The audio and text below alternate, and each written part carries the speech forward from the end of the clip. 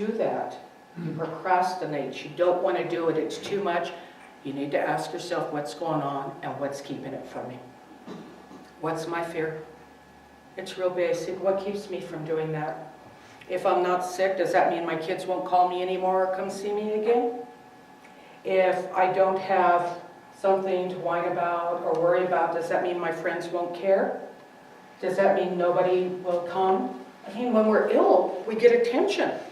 When things aren't working for us, we get attention. There's a secondary gain that's more important to us than healing. You'll see people that choose to pass from this world rather than heal, because if they're in a nursing home and they're all alone and nobody's there, that's no good. But if you're on death's door, the family's all there. They put everything aside and they show up at those last moments to do whatever needs to be done. Maybe that means more than 10 more years of being lonely. So ask yourself, what is it that I'm really manifesting here? Because we're creating what's going on. We're creating our illnesses. We're creating our fears. We're creating that. What's going on with why we're creating that? And I got to tell you, I get tired of looking in my mirror. I get tired of looking and seeing what's going on. But if I don't do that, what's the worth? Why all of the pain if I'm not going to learn from it? I want to learn from my pain. And then I want to learn without pain. I want to learn because it's fun.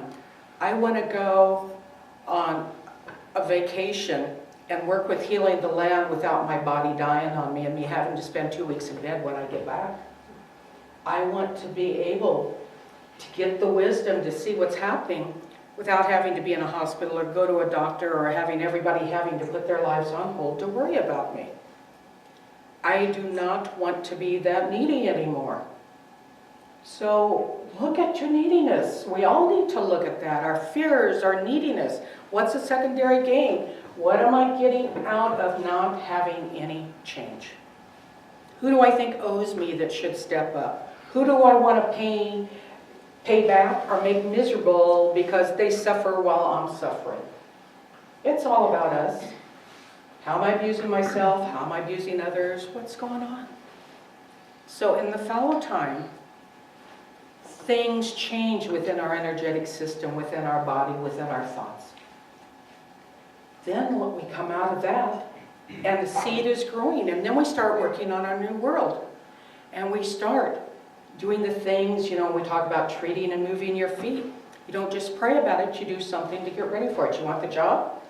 Do you have a babysitter for the kids? Do you have transportation? Do you have the clothes ready? Is the resume up to date? God's not going to come in and do that for you. God's going to do it through you and as you. You've got to do your part. Are you ready for that? I want to be healthy. Well, am I doing the best to eat healthy food or to keep myself clean and keep the germs away? Am I thinking, good thoughts? What am I doing? Or am I really, really spending 24 hours a day reading about the disease and focusing on the disease, which means I'm really creating more of that disease and making more buck and making everything harder? Or am I spending time thinking of freedom and healing? Am I blessing whatever medicines I have to take? Because that's God and the medicine. Am I blessing my doctor? God's in the doctor. All of that. We work together. But it's about an engaged detachment from the busyness of our lives and the world, the need to gossip, to need to share. Somebody asks how you are, well, share. Be honest about that. Well, I'm not doing too good. A little bit of pain, blah, blah, blah. But then on to other things. Do you have to come in and tell the same thing to 20 people and wallow in it for a couple hours and then go out to lunch and talk about it too?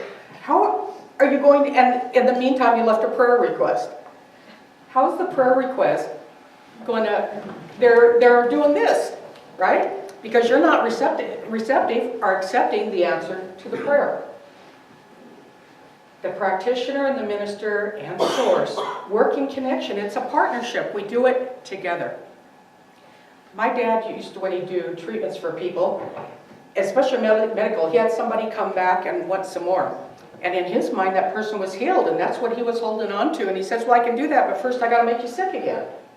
And then I'll heal you again. Because we see the truth, and the truth is you're perfect, whole, and complete, and you're in divine right order, and divine right timing's happening for you. But what's your part? Are you accepting that? Are you agreeing that that's happening? Because if not, you may have been healed for a fraction of an instant, but then you've recreated it because you're not believing in the transformation. So when you come into the circle today, bring whatever it is. Take a moment, go to the cosmos, feel yourself free, be receptive, and as the prayers are going around you, plant that seed for what you want. And when you walk out of here today, go, my seed is perfect and it's growing and it's healthy. That's all you got to do. Don't think about the issue. Think about the plant that's coming out of the seed and it's growing. Go to the nursery and get yourself a little herb plant. Maybe a cactus, something you want to keep alive. But it depends on how good you are with plants. But you get the idea. Celebrate that you planted your seed today for whatever it is. And know that my seed's planted and it's growing and it's mine and it's now. Thank you all so much.